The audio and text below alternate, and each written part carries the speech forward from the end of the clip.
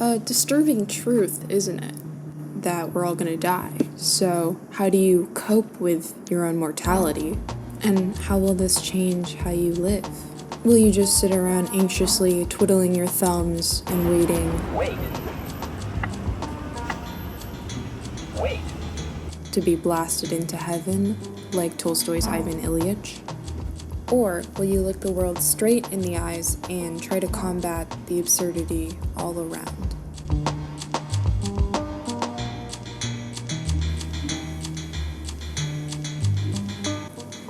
It's not always easy facing the facts.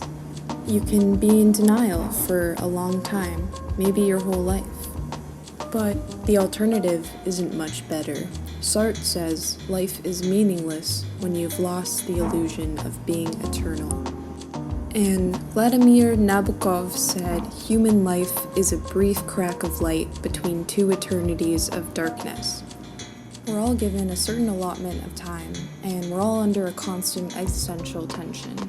And culturally, we have placed a huge value on permanence and eternity.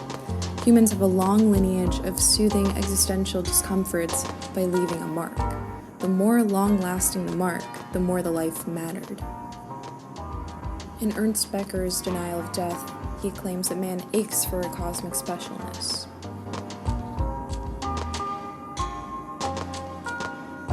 That is why we are constantly recording, archiving, photographing, filming, and capturing.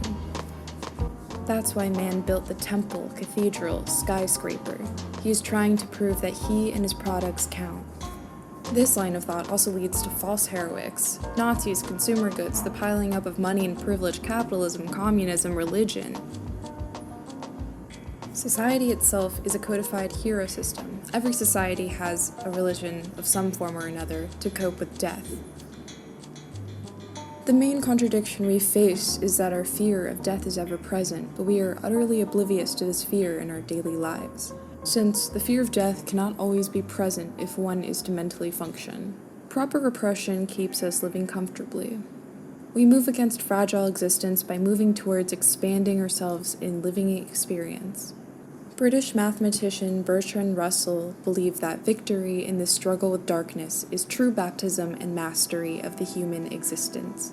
One must kill the self and greed of untamed desires to be freed from fate of despair, which will ultimately bring new radiance, insight, joy, and tenderness. All men are united by ties of common doom. Why don't we, as fellow sufferers, help each other in this brief moment of time where happiness or misery is decided?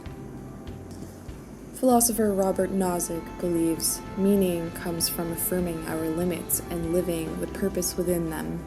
We must accept that, as Tom Stoppard would put it, we will all become room temperature tea eventually. So, what do we do in the meantime? Well, try to keep your entropy at a minimum, and know that absurdity is inevitable, but zoom out and embrace the absurd. Maybe take a class on Eastern religion.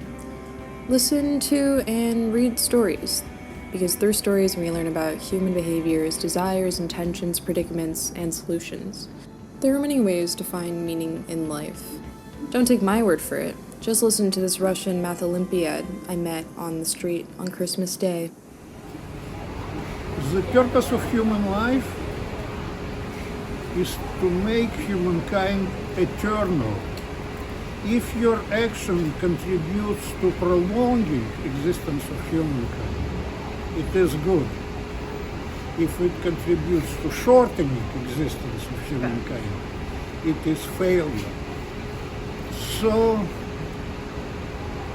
in other words, the purpose of life is to decrease chances that ultimate catastrophe will ever happen. The Russian had a lot of insight, and like many others, discussed the concept of the eternal. But in the end, you must accept your fate. You have two choices. Either you can feel like Sisyphus forever pushing up the anxious mortal doom of despair in your heart, or you can give life your best shot, expelling some second law of thermodynamics here and there in the process, and look back and know that you really lived.